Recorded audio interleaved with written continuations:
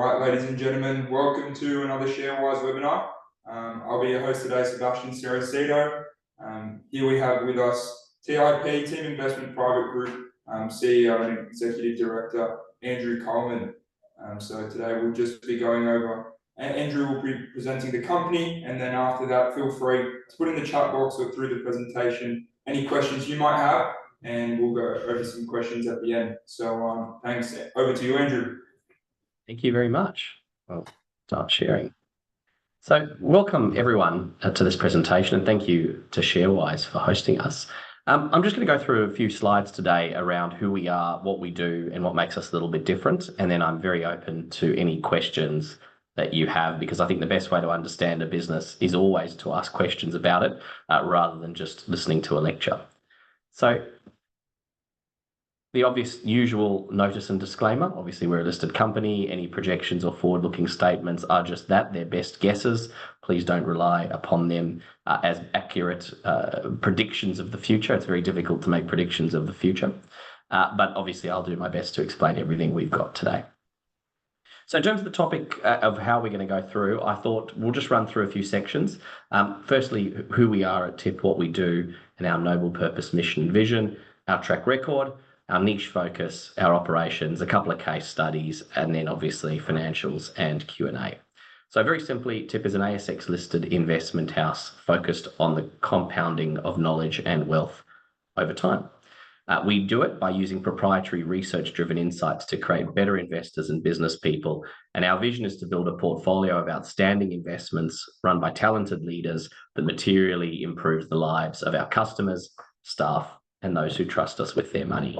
There's this little new trident or circle, we sort of haven't worked out what we want to call it yet, within the group that we've been using, which really shows about how that works together. So everything starts with education and research.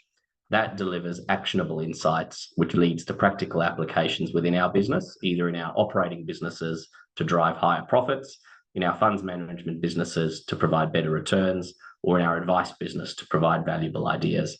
And then the learnings that we get out of practically applying those insights in the real world result in iterative improvements. In other words, we take the learnings from that to make our education and research better and make the next generation of insight even more valuable than the one before. I mentioned before, we'll go through our track record. Very simply, we think we have a proven track record of success in active investments, which is where we assist with business operations, think private equity in the traditional sense.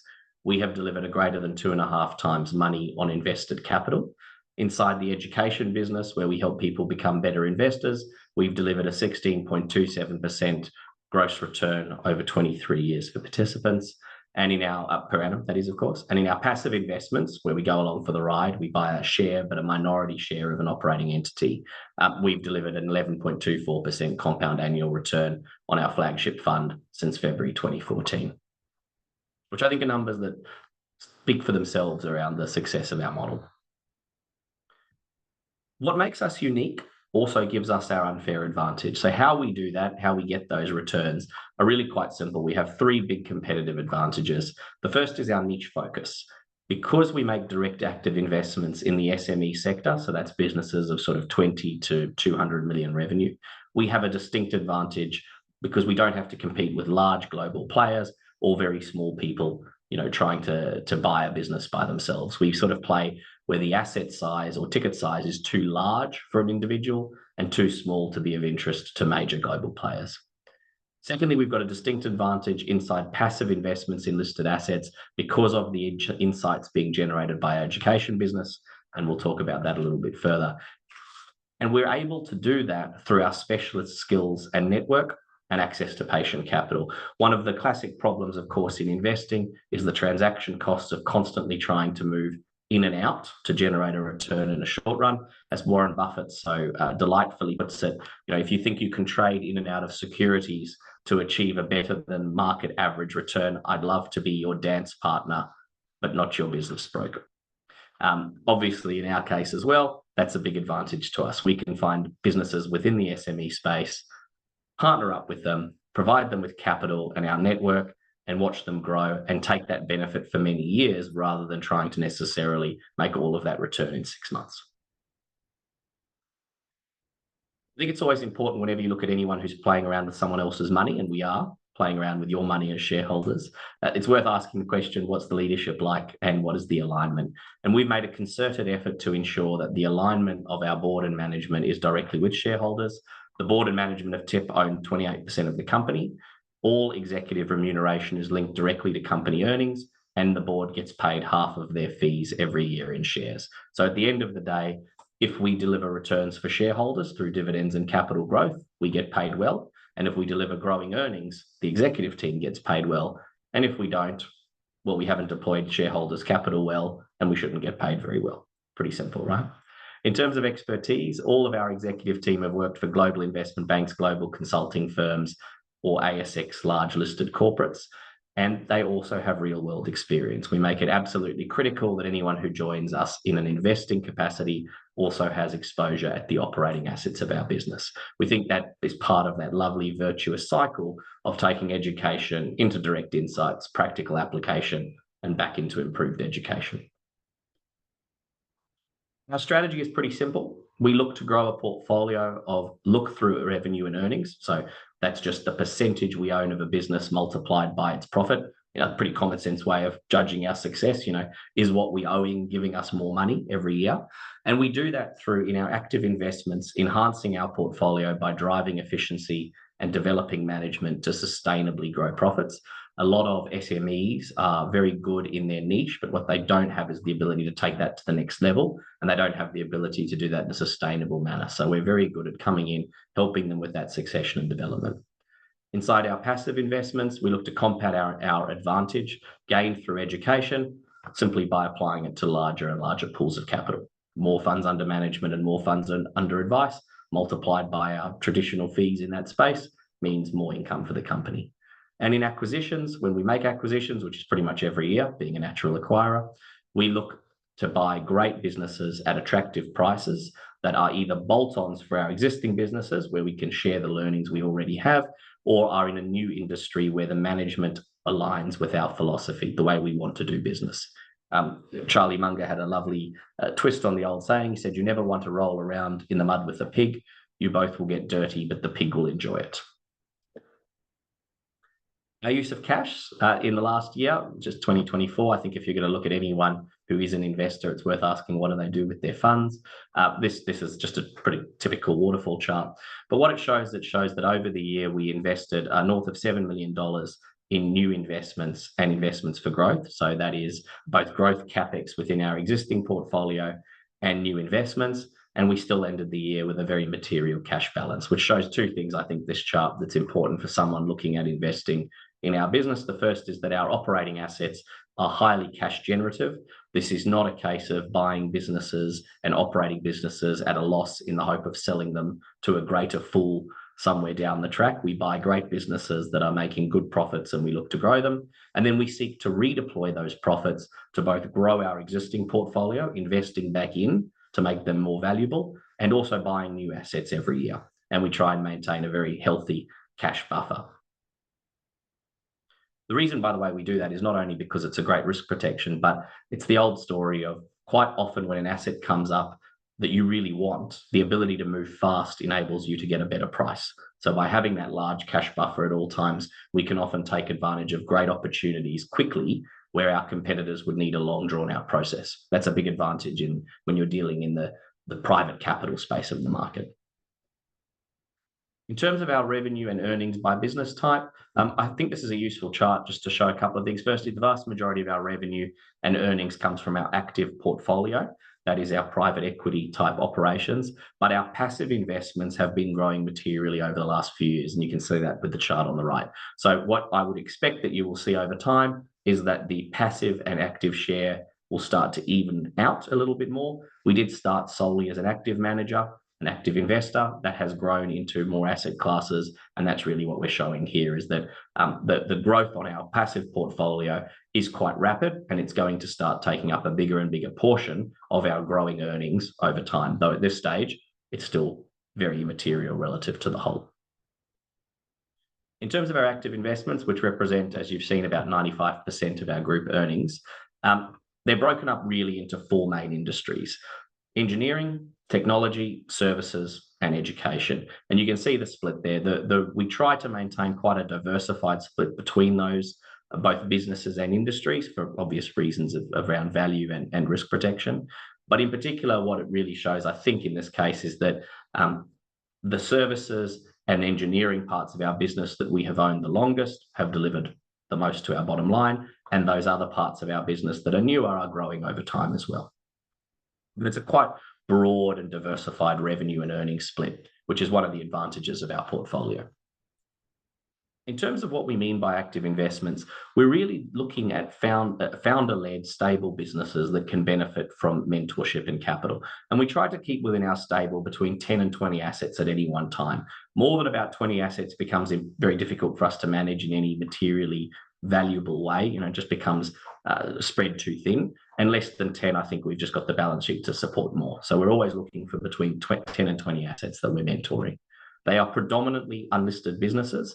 And the reason behind that is purely because we can pick them up for better prices. We can buy unlisted acquisitions typically on a 4 to 7 times historical earnings versus 15 to 24 times in the listed space. When we do invest on an active basis inside a listed manager or a listed company, and we do them occasionally, we're doing so knowing we're paying a higher price but getting the advantage of better liquidity. And so, that is a trade-off that's there at all times. But it does mean we tend to be in the active space more geared towards focusing on unlisted companies where we can make a big difference and get greater upside because of the lower purchase price. We have a significant advantage in that space because of our patient, intelligent capital.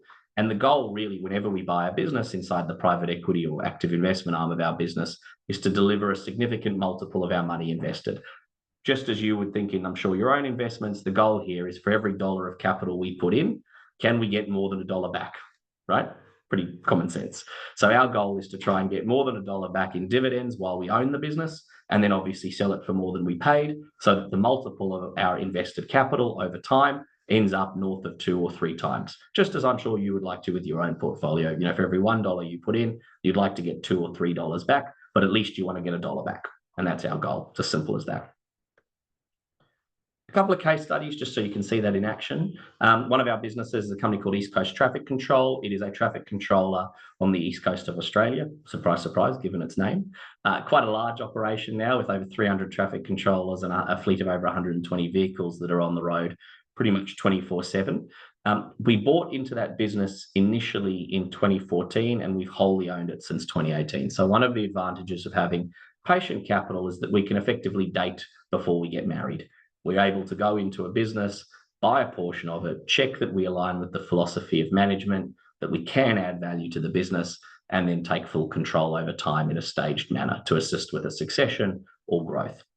It now contributes in FY23, the last financial year. Obviously, we'll release our FY24 results soon. It contributed 30% of the earnings from our active investment portfolio and has delivered us already 2.8 times our invested capital as of the half year. So that's what we're talking about before, is a great business where we put in some money. It's without even selling it so far, it's paid back $2.80 in returns for every dollar we put in. So that's the kind of power you get by leveraging that patient capital and the mentorship in that kind of SME space. Another example is a company called Graham Lusty Trailers, which I don't know if you may well have passed them on the roads. They are the leader in Australia in the high volume side tipper and tipping trailer industry, which really means bulk haulage, so grain, coal, iron ore, products like that. They, in FY23, made approximately 250 trailers, and this year we invested heavily to double their production capacity because we see such demand for the product. We initially invested in 2013, have wholly owned the business since 2018, and it contributed 28% of the active EBITDA of our business. And in that business, because we've held it for a little longer than East Coast Traffic and it's done so well, we have delivered a money on invested capital of 7.4 times without having to sell it. And that's, again, a point. We still own that asset. It's probably worth many times what we paid for it now because it's grown a lot, obviously, been doubling capacity in the last year.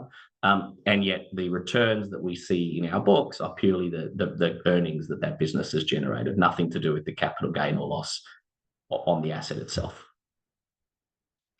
Another case study, just running through them relatively quickly, is Teaminvest, which is the financial education business that I mentioned before. It's the owner of a proprietary stock filtering and valuation software, along with providing education to a group of about 600 high net worth investors who meet monthly. There's a photo of that on the screen, to look at companies on the Australian, US, and European markets to determine whether they are good investments or not.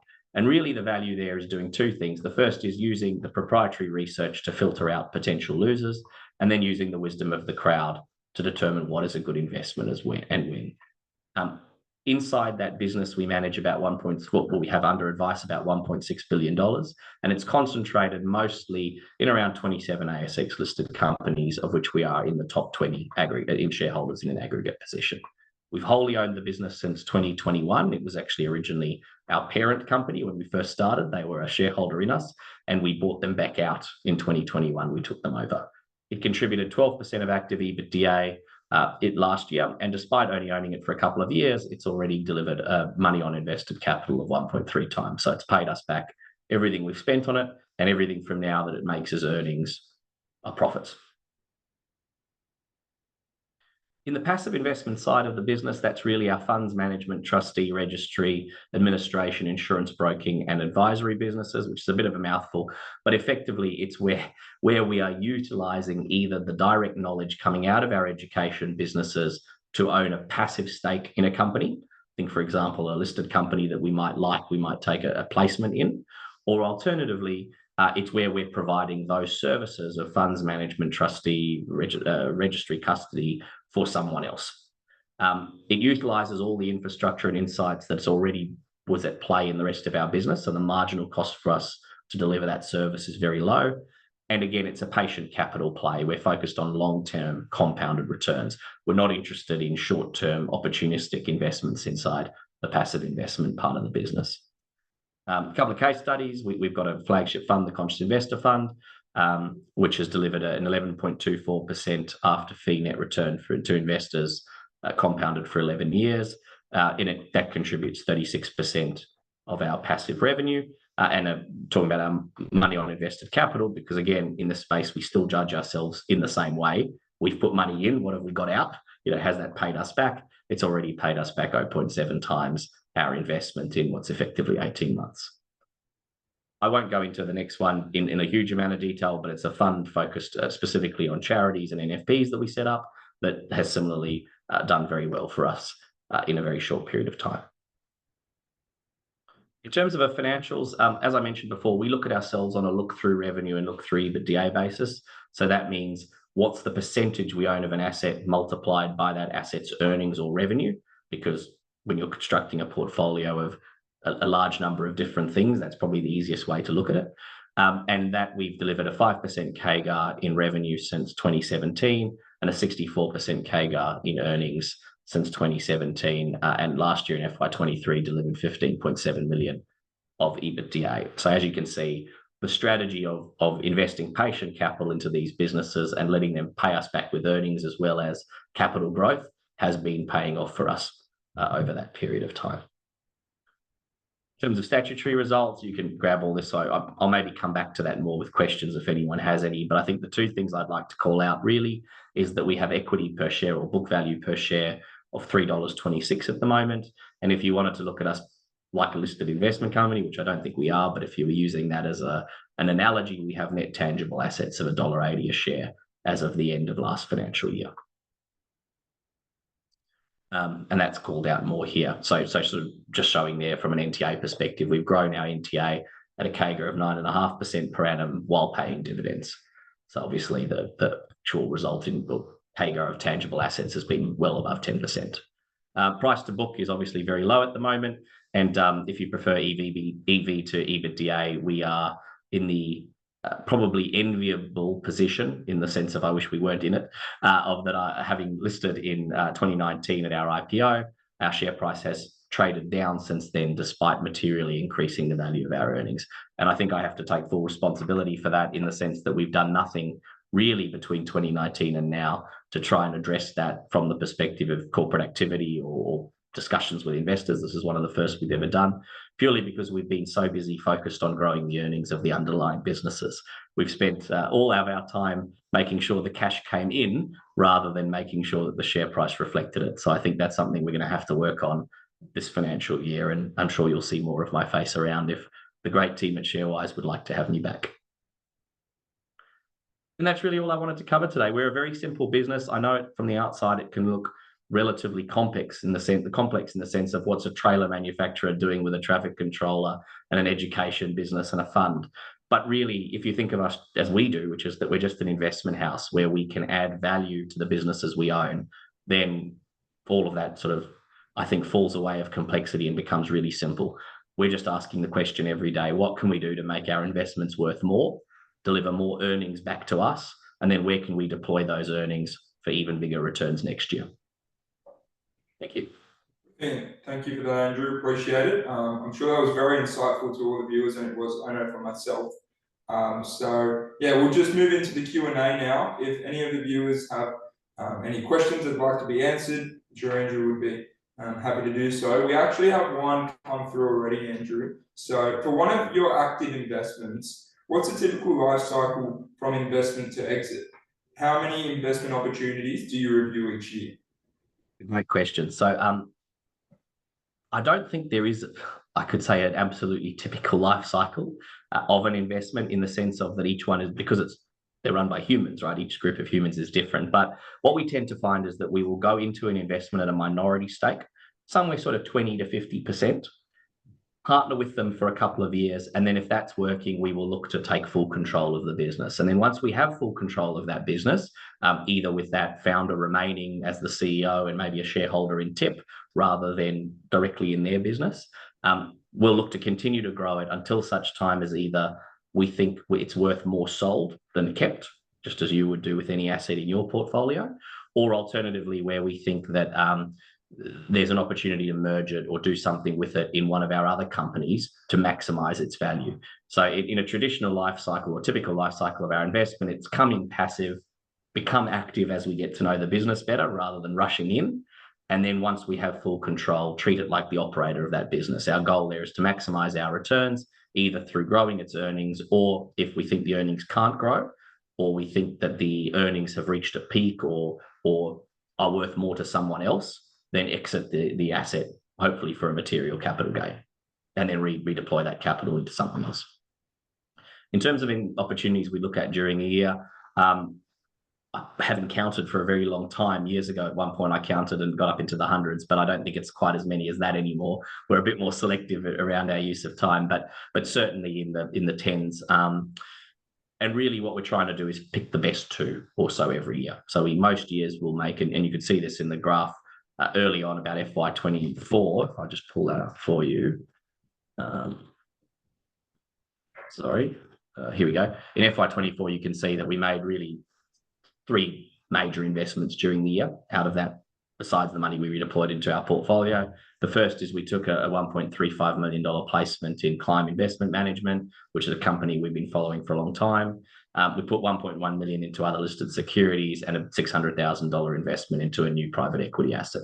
So as you can see, in any one year, it's usually 2 to 3 investments that we make, but we'll probably be looking at 10 or 15 at any time, with the goal of whittling that down to the best use of our capital. And the capital we're talking about there is not just our financial capital, it's our intellectual capital as well. You know, where are we going to add the most value? Because once we've partnered with a business, you know, you can't really turn around to the board and management and say, well, we said we'd help, but we've been a little busy. Sorry, we can't get to you. So we've always managing that challenge of what's the best use of our opportunity cost of our time as well as our money. Brilliant. Thank you for that. Another question here, just from a viewer. What's the dividend policy going forward? They've asked. Yeah, so a good question. We pay at the moment a reasonable dividend, we think.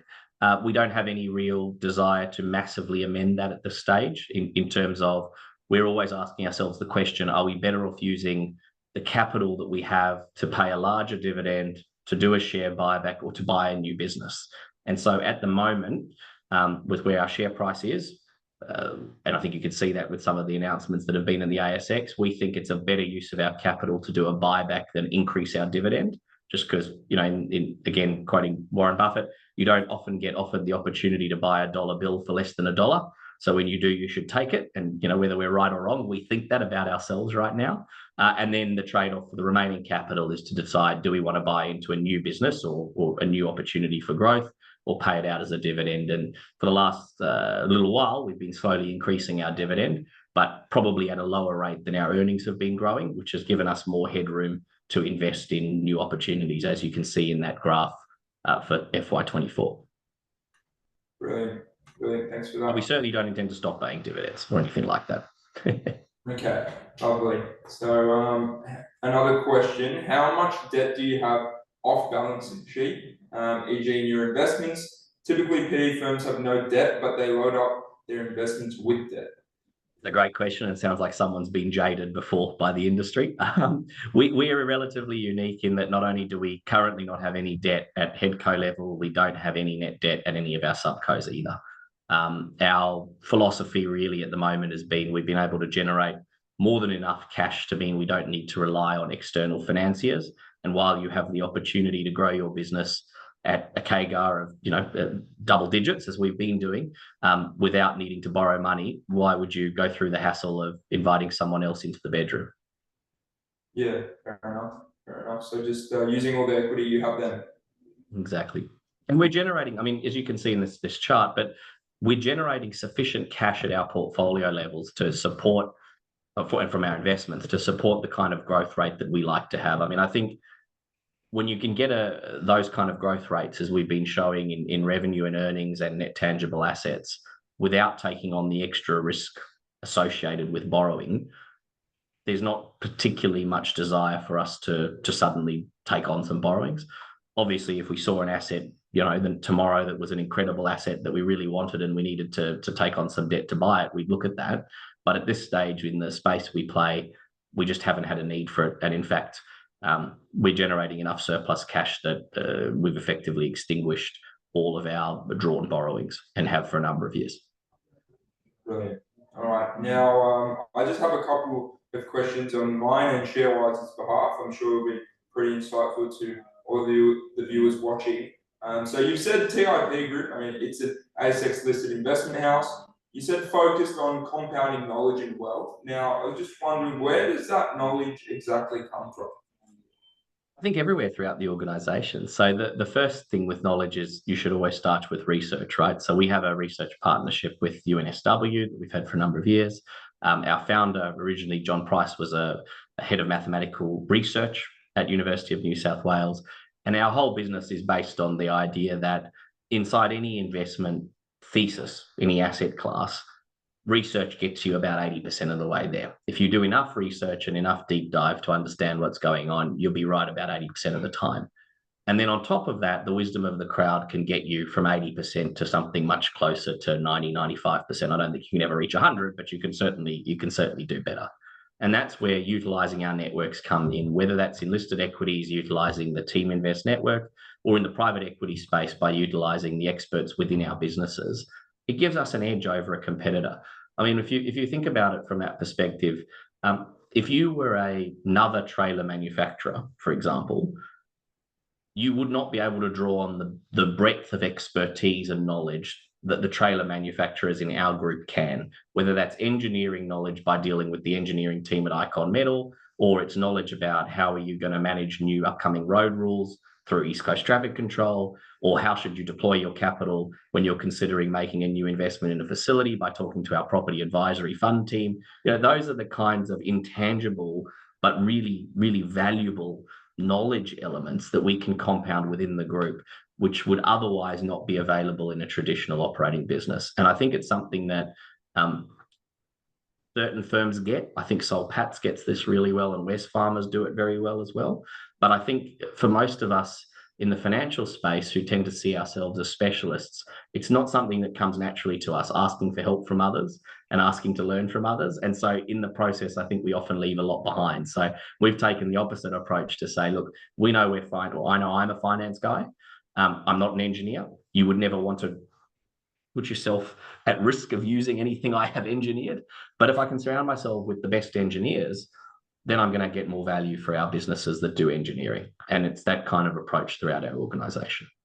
Really? We joke that each new business we invest in and every new shareholder who we get, that's another pool of knowledge that we can find a way to monetize if we just put our ego behind long enough to ask the question.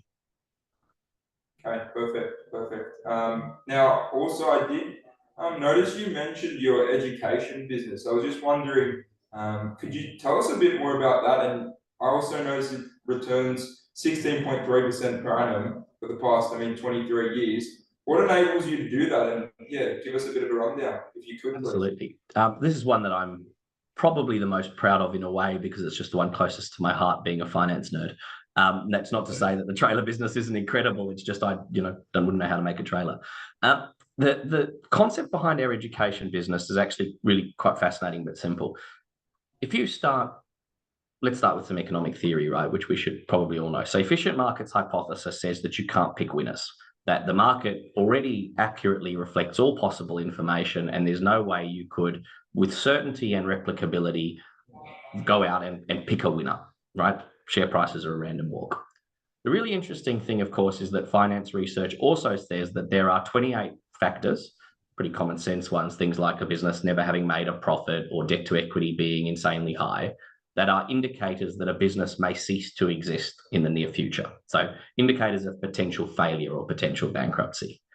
And it turns out that if you run some pretty simple quantitative maths and you look at any world index and you held that index without the companies that exhibited those signs of potential failure, you would beat the index. And that's pretty common sense when you think about it, because the index is made up of the companies that do well, the companies that do average, and the companies that died. So if you just didn't have the companies that died, you would, by definition, the average of the remainder is better than the average of the whole.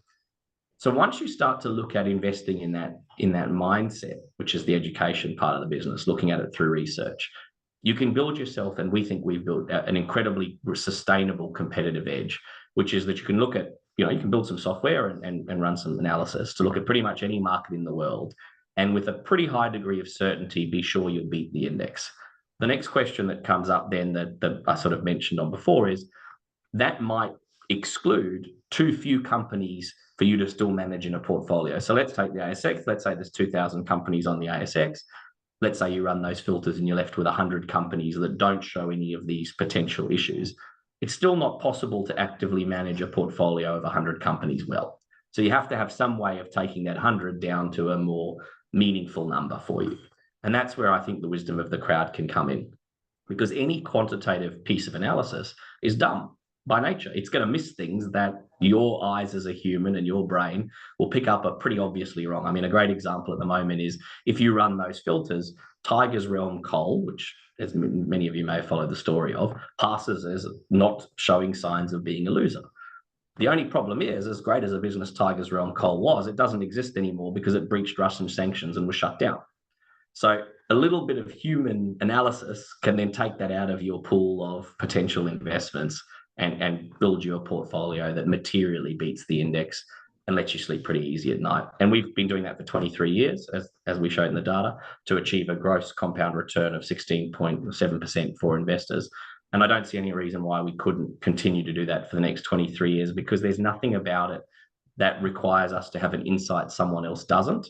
It just requires us to be disciplined and take advantage of what research tells you works and the wisdom of the crowd. And I think actually to that point, the hardest part is listening to the wisdom of the crowd, right? Because as someone who likes to think of themselves as reasonably successful and intelligent, it's hard to sometimes say, you know what, even if I think I'm right, if everyone else says I'm wrong, I'm wrong. It's a hard thing for us to do, right? And that's really what you've got to do in investing in particularly the passive investment space, where you can't go in and prove you're right by making a change. You've got to be able to take the knowledge from that research and education, apply it, and then listen to the wisdom of the crowd to get an edge. Sweet. All right, perfect. Now, in one of the slides, you listed access to patient capital as one of TIP's competitive advantages. Is that both debt and equity? And how does that compare to your competitors in the space? How many are there? Well, at this point, it's equity only, because we've got rid of all of our debt. It's our money, so therefore we can be very patient. But obviously, we would potentially have opportunities to draw on. We've got, for example, a facility with CBA, even though we're not currently drawing on it.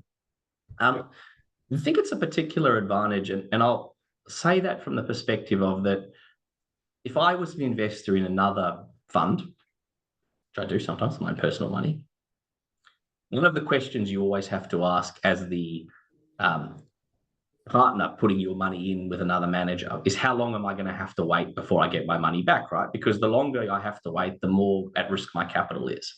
And that then creates a tension for the fund manager or the owner of that business to deploy that capital in a way that it can be liquid enough to get out the funds when someone wants to know. And that effectively means that in traditional private equity land, you talk about a 5 to 7 year hold. And in listed equities, we talk about, 30-day liquidity, 60-day liquidity, all stuff that I'm sure you and your ShareWise participants are very familiar with. Yep. That can be great. And I'm not saying it's bad in any way, shape, or form, but it does limit some of the opportunities you can take. It makes it very difficult if your capital is at call or you need to return it in 5 years to, for example, invest in a new piece of technology or engineering that's going to take 7 or 8 years to really go through R&D and to fruition. And we don't have that challenge. So when we partner with these SMEs or larger businesses in the passive space, if we think that investment is going to be, meet our required rate of return, our internal hurdles, but it might take 3 years or 5 years or 8 years to deliver, provided we're pretty certain that it's a good investment, we don't have to worry about someone knocking on our door tomorrow and saying, I need a redemption or you need to pay me back. And so we can take that gamble, that investment, with a lot more certainty than a lot of others can, particularly in the space we play where it is deemed usually to be, liquidity highly valued. Yeah. Okay. Effectively we make our own liquidity, so we don't have to worry about it. Yeah, beautiful. And I did see on one of the graphs, it said 95% of your earnings is contributed from active investments. Now, I just wanted to run through, what are the key investments and how have they benefited from access to TIP's patient capital? Yeah, look, I think the case studies sort of talk about which are the biggest ones, so I won't run through that again. But I think as a general theme, the biggest advantages they've gained from us is firstly a balance sheet that can assist them to grow in the long run. It's not a bank looking at them every 90 days to see whether they've broken a covenant, and it's not an investor saying, you can have my money for 12 months, but I need it back to buy a new house. We've been able to partner with these businesses in the case of GLT for 12 years now and just, continue to sit there and assist them. And then I think the second thing they've got from partnering with us that's been particularly valuable is partners who are intellectually curious across a wide range of industries and are prepared to invest the time to understand them. If you're only going to be in investment for 12 months, you want to understand what you're getting into, but you don't need to invest in the relationships and the depth of understanding in the same ways if you think you're going to be there for 5 or 10 years. And we really are prepared to make that kind of commitment. I certainly know far more about trailers than I ever thought I would. And I learn more every year. And I think it's great that I know more because it helps me help them better. Yep. Brilliant.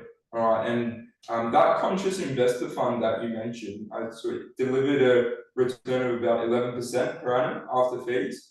What's that fund strategy, if you could walk us through? Who manages it and how does it select stocks? Sure, it's a global equities fund, a pretty standard long-only global equities fund.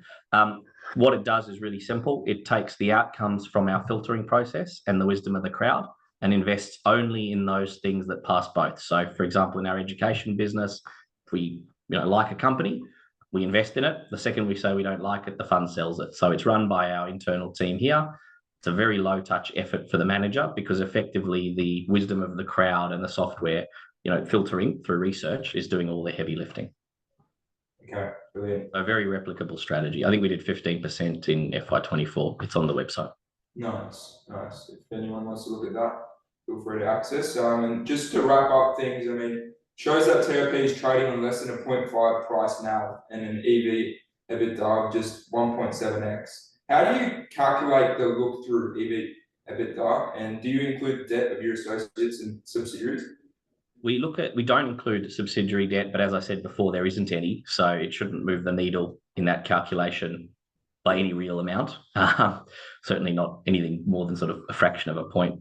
And in terms of look-through EBITDA, that's what I mentioned before. So we take the percentage we own of a business multiplied by its earnings before interest, tax, depreciation, and amortization. So accounting standards, as you're probably aware, are a little trickier in the sense that if you own over 80%, you take 100% and then strip out the earnings afterwards below the line. And if you own less than 80%, so there's all these different kind of treatments going on. We find that the problem with that is it doesn't give you a real picture of what's going on. It gives you a picture of movements in your ownership more than it gives you a picture in performance of the business. So we just say accounting standards are one thing, but we're just going to take the percentage we own, multiply that by the profit, because that's really what matters. If I've got 80% of a business, I'm entitled to 80% of its earnings, not 100% of its earnings, and pretend the other 20 doesn't go away to someone else, right? So we just take that approach. We find it's much more consistent. Brilliant. All right, thanks for that. Look, I think that's going to wrap us up for today. Thank you, Andrew, for your time. Is there anything else that you'd like to add just before we wrap up? Pleasure. Just thank you so much for having me. And anytime I can answer any questions, I'm more than happy to come on. Brilliant. Well, thank you for coming. Means a lot to the company, and it was great to have an insight. I'm sure prospective investors and current ones have benefited greatly from that. So yeah, this recording will be available on YouTube for people to watch. And thank you so much, Andrew, for your time. Appreciate it. Mate, thanks for having me. Cheers. All right. Till next time, everybody. Thank you.